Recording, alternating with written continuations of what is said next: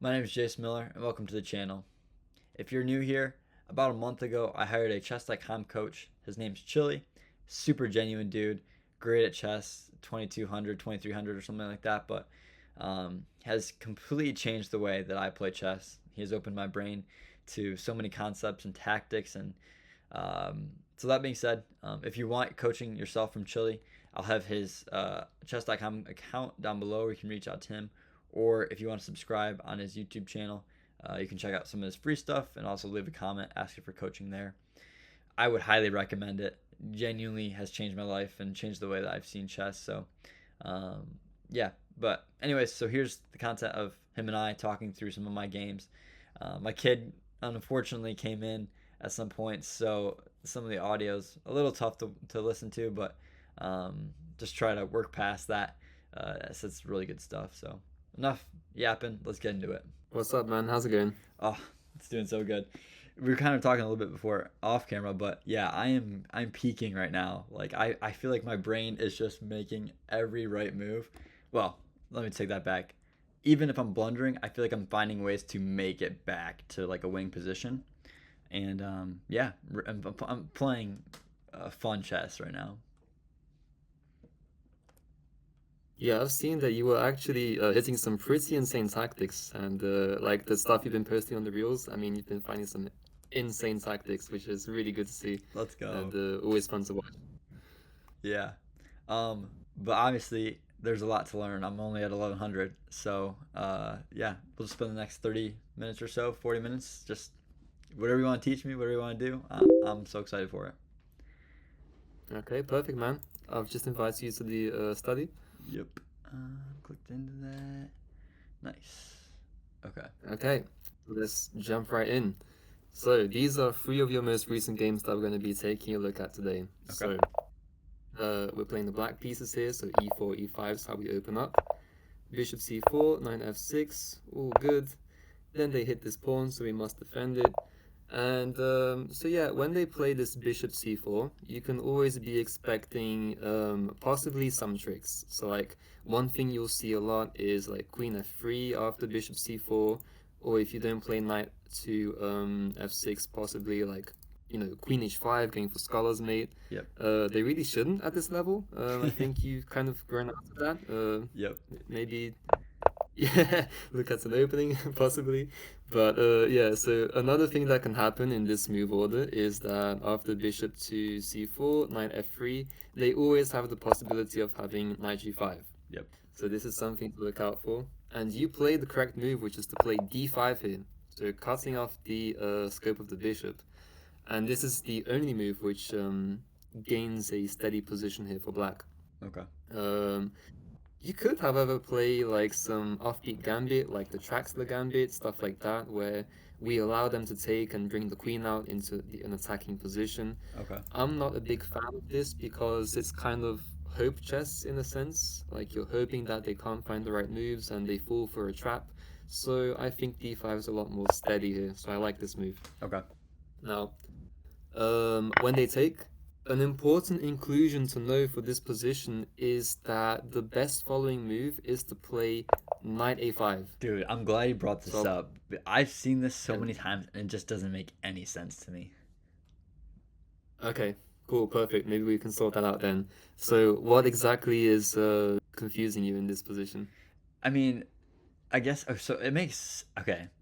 Because it just makes a lot more sense for me to let's see if I can just grab this and then after trading out I have the center. Like he has this off knight and like it just feels like I have a lot more control. My queen can obviously go anywhere it wants. So in that position it's like, well, why would I run away? Hold up.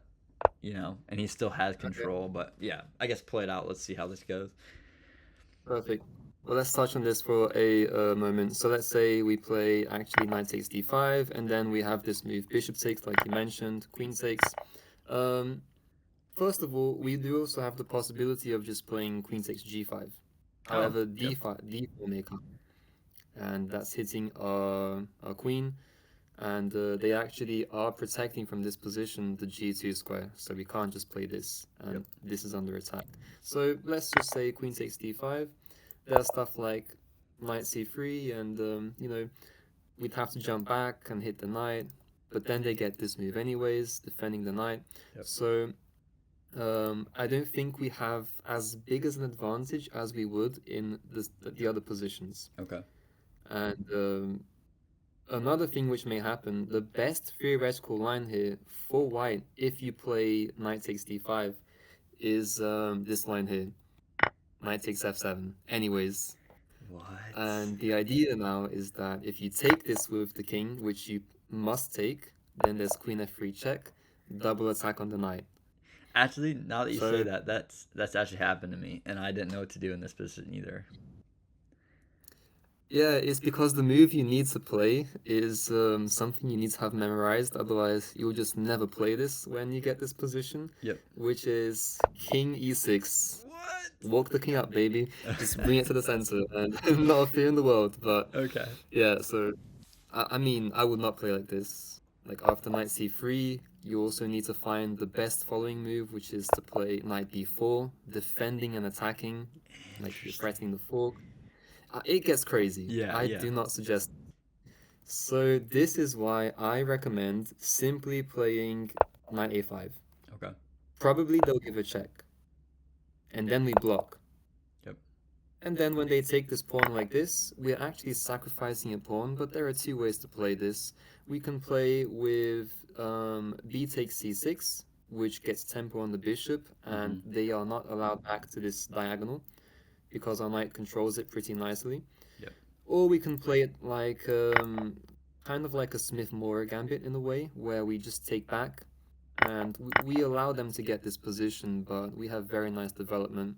I think this is pretty good here Okay. because if they play the wrong move, like let's say this, we can get some pretty nice positions from this and some tricks. Anyways, theory should end just around here. Like there's not really much theory. It's not a dense opening. Yep. Just need to know how to avoid their tricks. Yeah. Okay. So in the game, we do get this position, which is a kind of like a variation here. The difference is that this queen f3 move doesn't come with check, so it's a bit less powerful. And we correctly take here on g5. This is the best move. Okay. Bishop takes. Queen f3 I like. We're threatening a queen trade, and we're surviving the position at least. Mm-hmm. They threaten c6, we defend it. So I think your logic in these positions is really good and has really improved. And we're seeing the threats, defending the threats, and taking very good care not to lose any advantage in the position. And this is you know what? Engines always support this kind of idea. So if you want to play this, every chess coach will say that, this H pawn push is not good, but it's absolutely playable. Okay. So I'm not against it like other coaches are. Okay. Bam, bam, bam. The pawn's under attack, so I like bishop d6 defending. Rook e1, adding more pressure. And we just send it with h3, which is really good. So if he takes it, he's probably busted because of takes. And, this is under attack now. Yep. If he pushes, which is what he plays in the game, then this is very dangerous here for him. Yeah. And so in the game is played e4, which I do not like. Yeah, and I think this. You have no idea how frustrated I was at myself. Now I will say my whole point was to get the bishop open to start attacking the king, but moving the pawn up literally did not. There's so many things wrong with this move. Got it. So we can actually just castle him and sacrifice a pawn.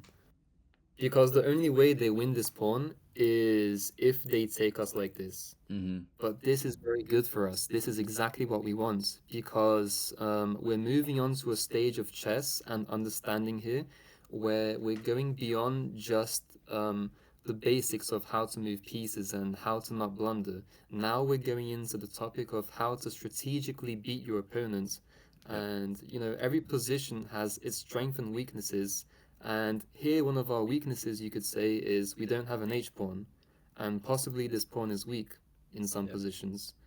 But we can also say that white's position is very exposed because all of these squares are not protected by any pieces. Mm-hmm. We have a major pawn here, which could lead to some easy checkmate threats. Yep. So white needs to be careful. And if they take this, what they've given us is something I like to call a dominant bishop. Okay. Now, can you take a guess at what a dominant bishop is?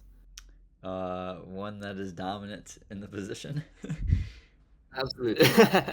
Absolutely. You're 100% correct. But what it means is that it's an uncontested piece. Okay. So every piece in chess has its counterparts. We can say rooks go to rooks, queens to queens, knights to knights, bishops to bishops. More so bishops specifically because we only get one for each color, Yep. and there is no light square bishop for them, which means all of these squares are extremely vulnerable. Gotcha. Uh, Okay. You may hear some people. Oh, sorry. Go ahead. Go ahead. You may hear some people talk about how, piece value is relative. Maybe knights are a little worse than bishops. I would say, and sometimes you hear people say that bishops might be the same worth as a rook. And I would definitely say that this bishop is rook-like. So maybe this is a 5-point bishop here because Interesting. we're scoping everything. Yeah. Yeah. I never think about like bishops and their colors. I know there's like always the talk of like putting pawns on spots where bishops either match up or don't match up. Like I haven't really looked into any of that sort of idea. Um, Obviously, like if I have a white bishop and he has all of his pieces on black or brown, whatever, then that bishop does nothing for me. So I understand that theory, but like I've heard people like talk about trading off pieces early based on their color, and yeah, it just doesn't make a lot of sense to me. Got it, perfect. And what we're going to start doing from this lesson is start scraping the surface of this topic, which is important to understand and can lead to some very higher level concepts in chess. Mm-hmm. So okay, he takes us. We are absolutely happy to trade into this, and just to show you how powerful this bishop really is. If you play queen takes here and try and queen trade, this is actually unstoppable mate in two, which is hilarious. This is Queen f3. yeah, okay. And then And you yeah, cannot stop this mate. yep. So, okay, let's say they play rook takes c5. Notice how none of these pieces have moved. They are completely paralyzed behind the back ranks. And so what we want to do is activate our pieces and create a threat through rook a e8. Okay. Now, if you trade into us, we are not only threatening this maneuver, we are not only threatening to play like this, and this, we're also just threatening mate in one. Yeah. So this is very, very dubious here. You'd have to play like d3, but d3 is... So d3 to defend this, but then you walk into this. Yep. So it gets pretty tricky. Yeah. And in the game, we actually have something similar happen. So here, I'd prefer bishop takes to line up this bishop. Oh, yeah, that's smart. And here he blunders immediately because he's just cut off the connection of the queen to the defense. So Yep. queen f3 here, Which mate in two. I wish we would have saw that first. And originally I did have the idea like, oh man, if I can just get that knight or that queen out of there, I can get up there. So then he moves the pawn down and I completely forget about it for a move. So that was frustrating to me, but yeah. But we find it anyways. So we take here and find it immediately after. He just resigns because he hangs mate. Yep. So very good game here. Very good understanding of the position. You were cautious. You took into account the opponent's moves, which is, as a coach, that's all I can ask for. I'm very proud. Let's go. And, Love that. okay. So this is all normal. He plays here. This is fine for us. Bishop e5 is a way to play.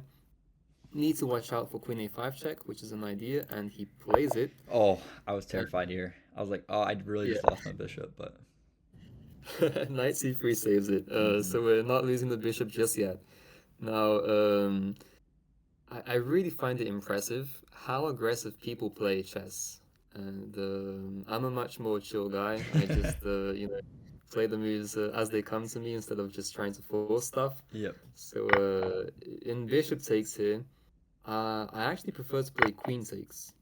Okay. And the reason being is that, well, naturally when I'm playing chess and when you're playing chess, I incentivize you to take the same mental posture, which is to think that to believe in yourself, right? And Mm. to say, okay, I can beat this guy, I have the capability, and I can play some really good chess here.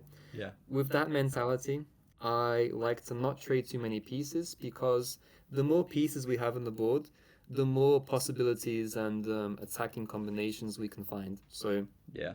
it gives us a little bit more life in the position. And I think what you were worried about in this position was the move d4. Yep. Was this like a problem that you encountered? Yeah. Because then obviously I'll have to move my knight, and then the bishop is hanging, and it just gets complicated quick. Okay, so this is a very sharp position because he's just about ready to queenside castle. We're just about ready to kingside castle. That in and of itself creates its complications, but I think that it needs to be very based on calculation, especially due to both sides having major threats. Mm. So we need to calculate here. And the way I like to calculate is by doing something I call two ones. So we're going to look for two moves for us. And so one move for us, the opponent's move, and our response to their move. So we could say in this position, okay, should we play take or take? We've come to a crossroads, so we need to calculate to find the best line. So if I go take, he goes takes, we go take. We can analyze this position and say, well, maybe he can go takes, or maybe he can go push, and then that gets complicated. Mm-hmm. Um, I would say takes is a very good move here for black, or maybe just e6 to play bishop takes like this. Mm-hmm. So this takes me away from this line, and okay, like I see that there's this problem, but we haven't completed the 2-1. So it takes. His move would be push, and then our response to his move. And if we calculate to this depth, we can see that we have a saving resource here, which is to play queen takes, d4, bishop takes with check. The point being after pawn takes, Yeah. check. That's dirty. So calculation can really help us find some amazing wins here. Yep. Can you go back a couple more, or go back to where the queen takes on the knight square? Yep. So go. Yeah. Hold up. Let's go. He comes here. Take. Yeah. Never mind. Okay. Yep. That totally makes sense. Yeah. So he has to go to d8 with check. Yep. Basically. Yeah, I didn't know if the queen could come up, but I forgot the angle was this, not. He couldn't block from my queen. Yeah, disregard everything. I was just seeing the board wrong. Okay. But by no means is this bad, because we still take it. And again, if he plays push, we can play check, king takes with check, and this is a fine position. So he does take here. So everything I said has kind of materialized, Mm-hmm. and we need to find the best way forwards now. Castle is fine. No more attacking threats for him like d4. So e6 by him. And this is also an interesting point, and we have two themes we can play on. And what I mean by theme is a kind of concept in chess that revolves around trying to fight for the advantage. And so if we think about the principles, those are all themes, right? Mm-hmm. So we have like more center control, leading development, and more king safety. Those are the three main aspects we're looking for from the opening. And black here is lacking two. So black is lacking the castling. Yep. He shouldn't castle this side because he's exposed and drops a pawn. And for him to develop on this side, he lacks the second aspect, which is development. So he needs 3 moves at least to castle. Yeah. So with this in mind, what I'd be looking to do is increase my lead in development even further. So bishop g5 actually allows him to fight for a trade here. Okay. which I'm not a fan of. Yep. I would much rather play something like bishop to e3. So here we can play like bishop e3, and again, there's tactics. If he plays d4, then we can play take, take, take with check. Ooh. Okay. Takes. That's dirty. And this is very possible and very instinctive to me because he hasn't castled. So when Right. he hasn't castled and doesn't obey principles, this is when my tactical radar goes off. Okay. So Yeah, that makes a lot of sense. I was hoping by bringing this bishop out, instead of oh whoops, two moves. Bring this bishop out. He'd go here, and then I could go trade, trade, trade, trade, trade, and then have eyes here. That's what I was hoping the idea would happen, but I forgot. And just a simple bishop coming out changes everything. yeah, it makes sense. So Um, yeah.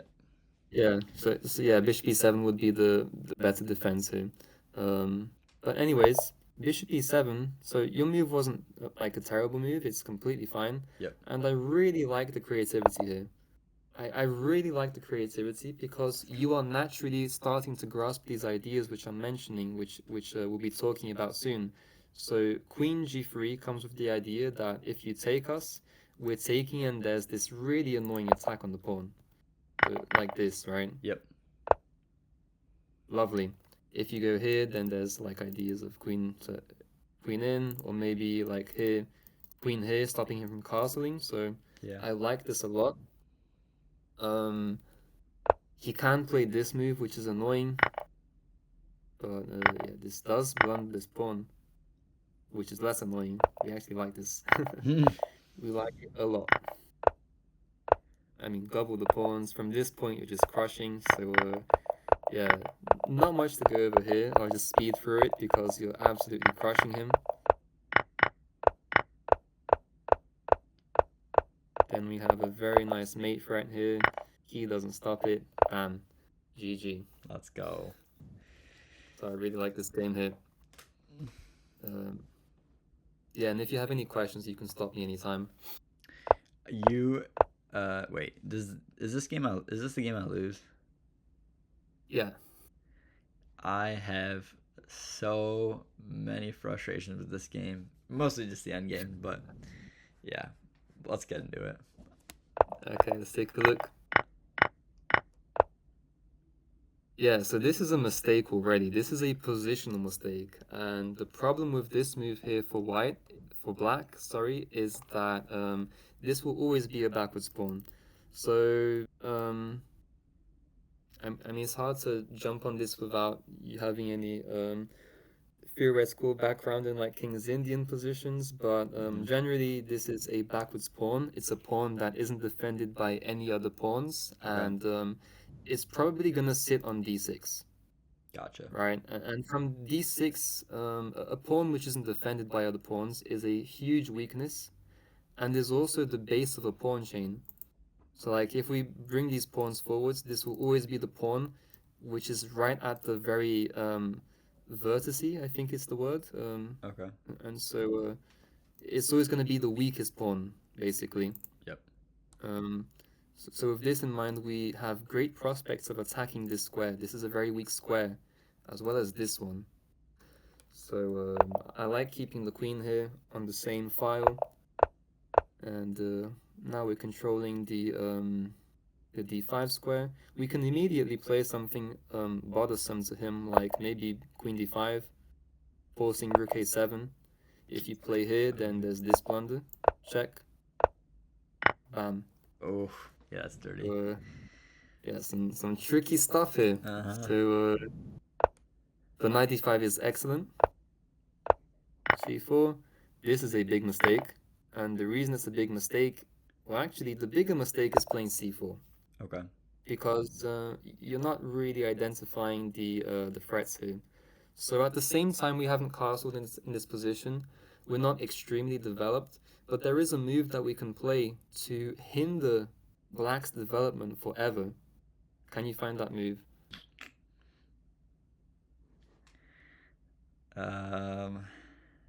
Yeah, I mean, Yeah, I don't see it.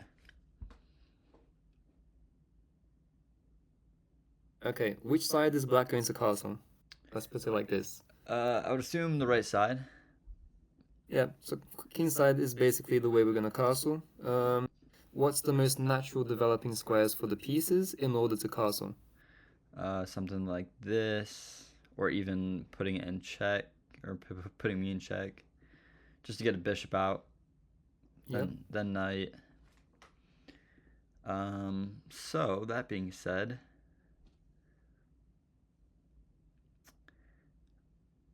I mean, it would moving the pawn up so you can't bring out the knight.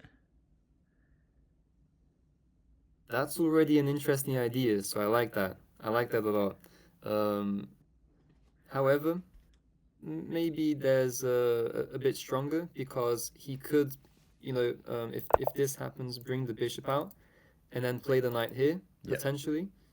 So that's kind of like a way to get around his problem. But there's another move which is stronger that stops any hopes of him developing like that. I'm very intrigued. I have no idea.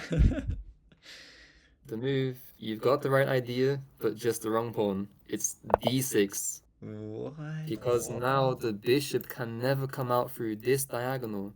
What needs to happen is they need to play g6 and bishop here to get the bishop out.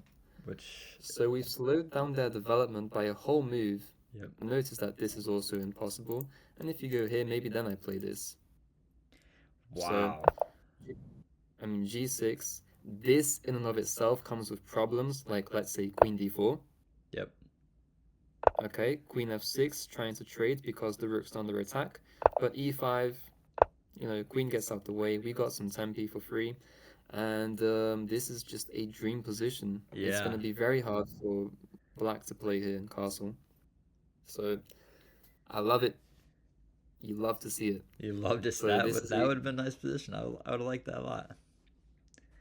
so d6 is an interesting idea. So when you disconnect your pawns like this, it can be dangerous. Yep. Okay. But this is just as good. They trade off their important piece here. And now they find d6, which is very important. It's a very important inclusion to find d6 here, which they do. So good on them. And here we're double attacking, so this is good. We can take the pawn on b5, then we can take with check. And then here is where we really should be calculating because they are one move away from castling, right? So Yep. this would be a pretty good move for them.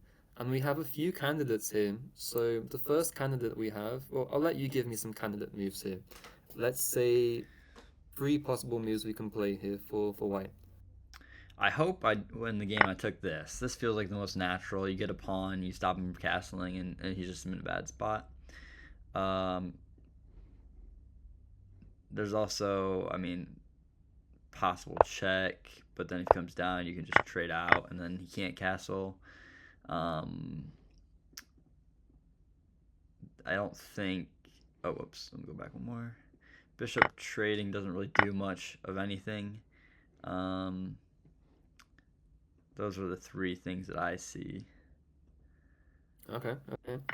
So there is a difference between the moves. So knight d7, he's ready to castle.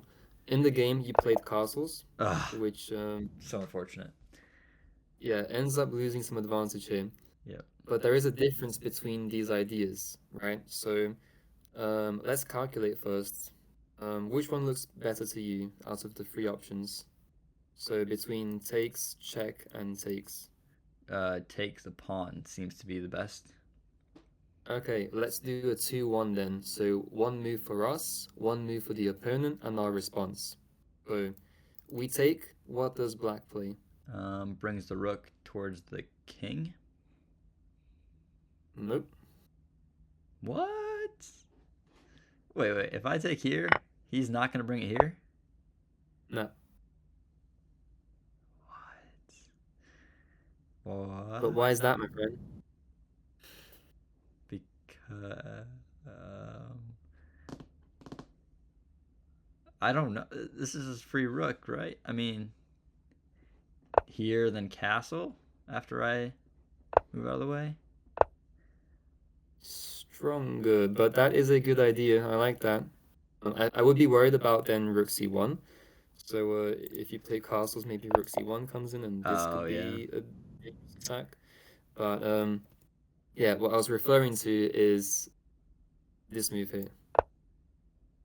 Oh yeah. I didn't. I'm getting so How? focused on the right side.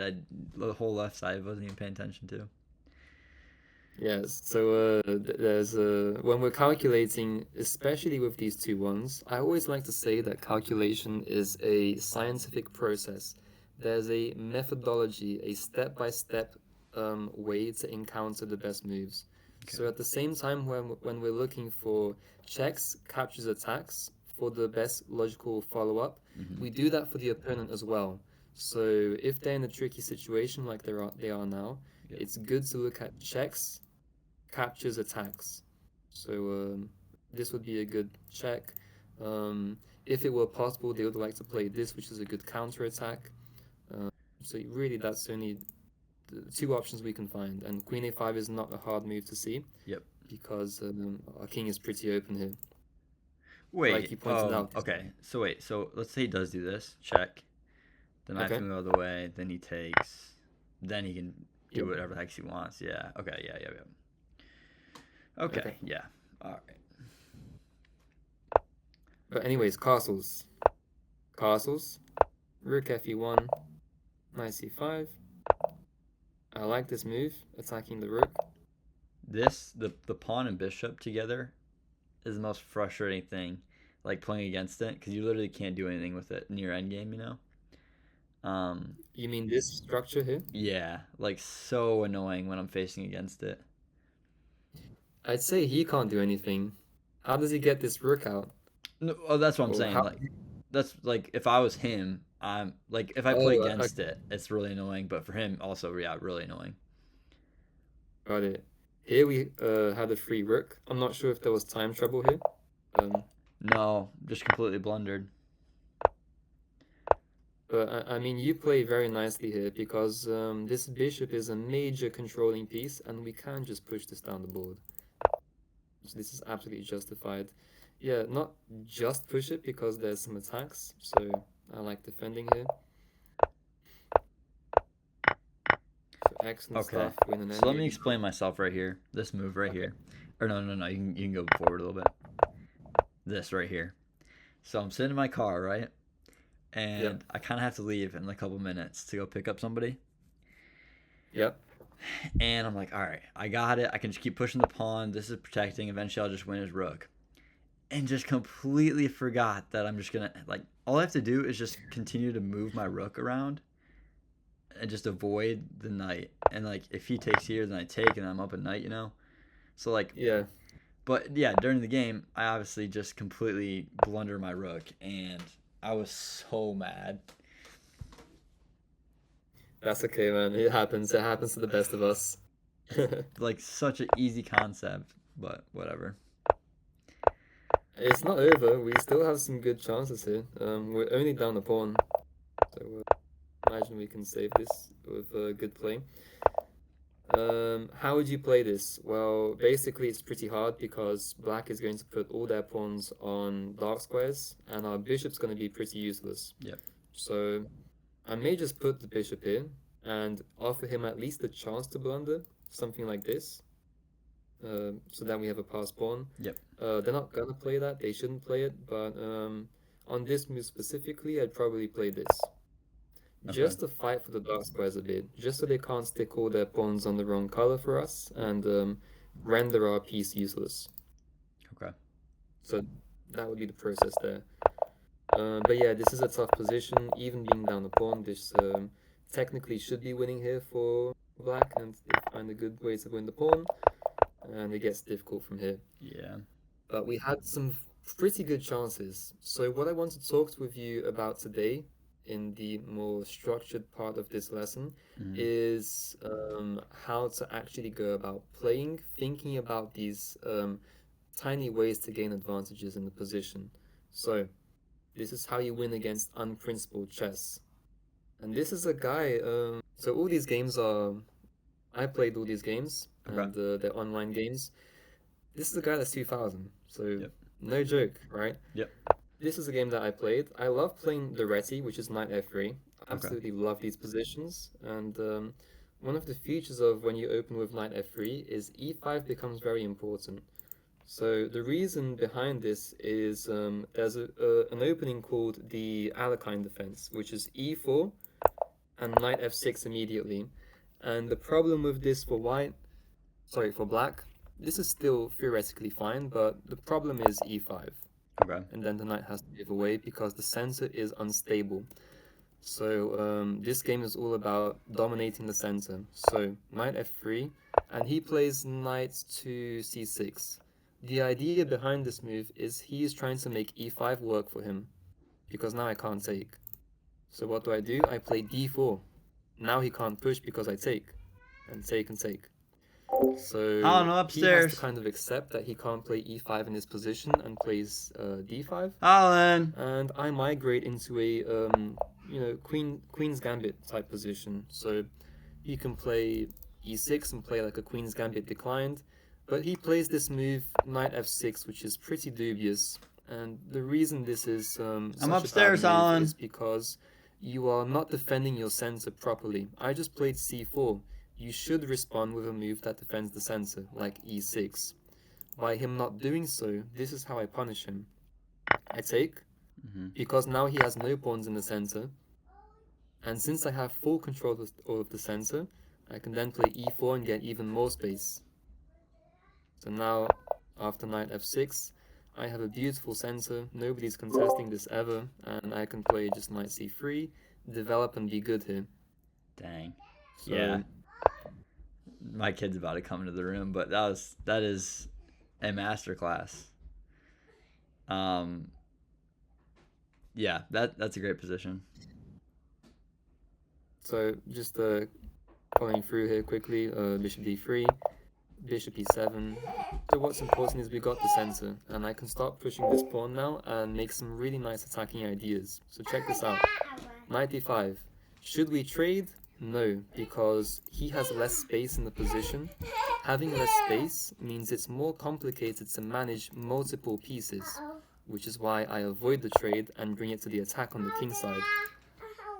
So a6, and immediately this is a huge punch to him, because I'm threatening this already, and this. So he takes, You can go play if you want. and I could simply recapture here with the same threat, but I see that I can actually play this move. Bishop takes first. That's disgusting. King takes, knight takes with check, and this is practically like a Greek gift sacrifice. And king g8, queen h5. This is a mate threat. He plays rook e8, which is terrible, and it's just a mating sequence here. So first of all, check for a free pawn.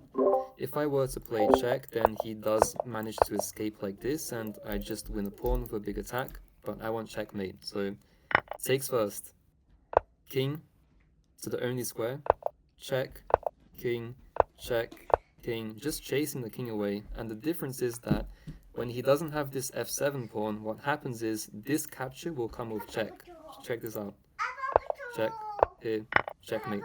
You saw all that? Do you remember like mating like that? Because that's like, I don't know, an 8-move sequence or something. Like, do you remember having a game like that in the past, or did you just calculate that on the spot?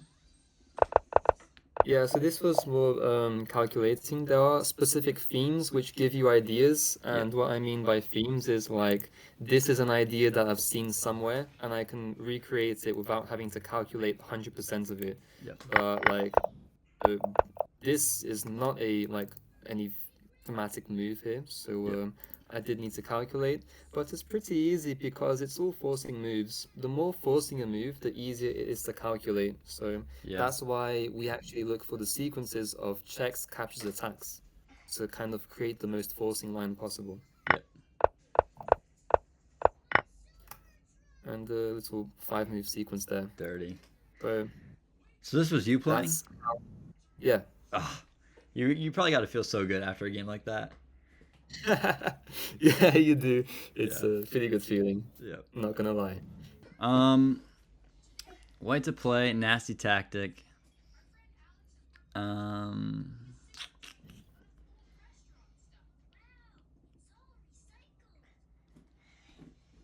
I mean, nasty. I'm trying to think. I'm assuming it's something with the queen, maybe.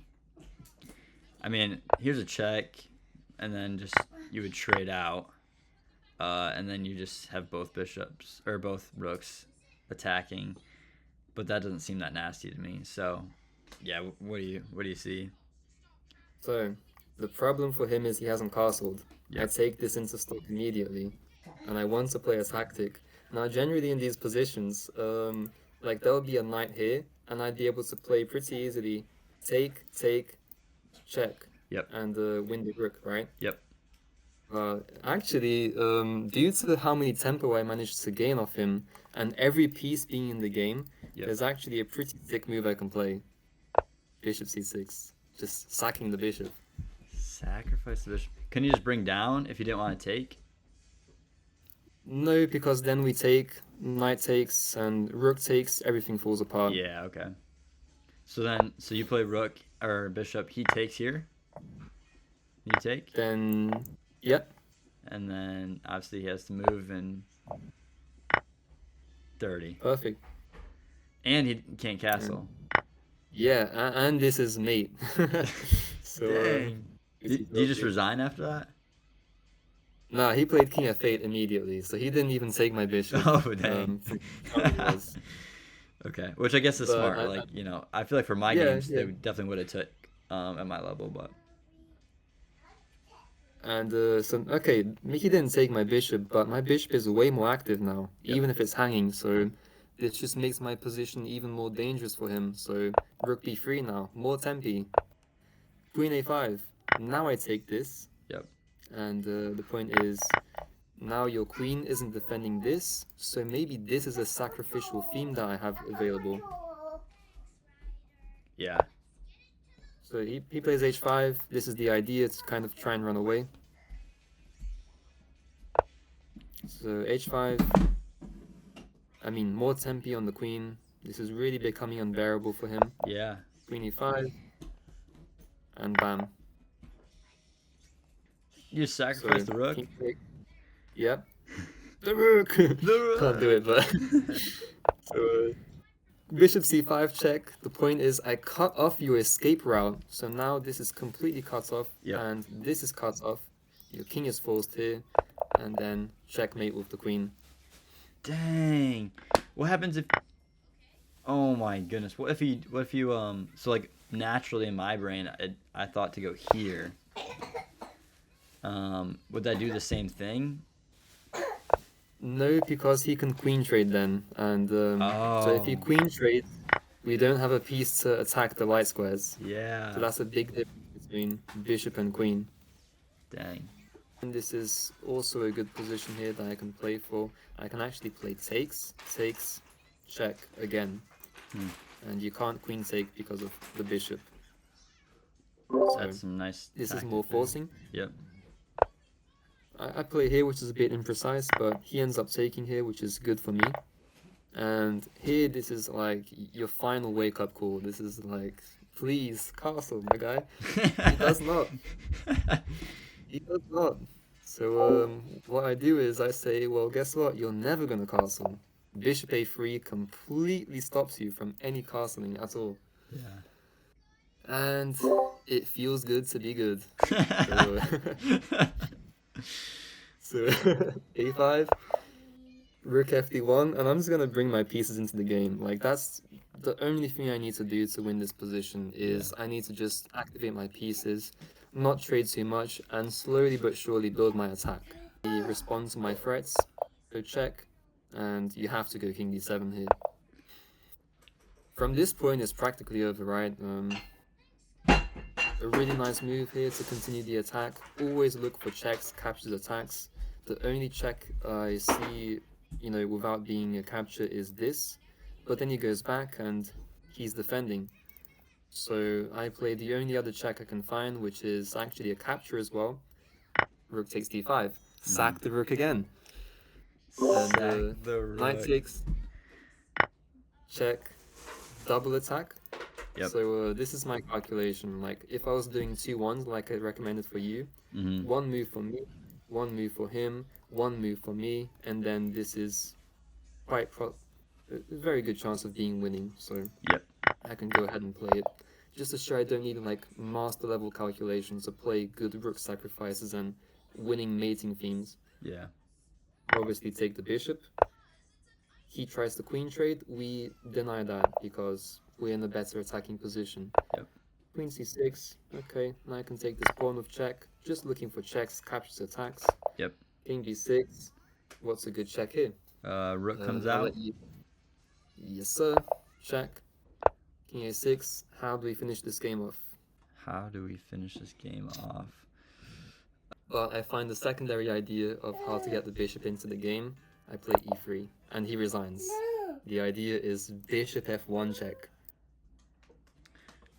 And GG. Yeah, that is, and he can't really stop that. No, he can't stop it. He'd Jeez. have to play like this. Right. Take the check, eat it, and then after this, get forked even. And something like this. Yeah. Jeez. Probably where I'm gonna have to call, unfortunately. Yeah, I'm gonna have to call it here as well, man. Yeah. Well, thank you very much. I appreciate you taking the time to talk with me and teach me some things. And hopefully next time I talk to you, maybe in a week, I'll be 1,500. Who knows? I'll be rooting for you, man. I'll be rooting for that 1,200. Yeah. Well, thank you. I really do appreciate it. Okay, man. Thank you too. Take it easy. Yep. Bye.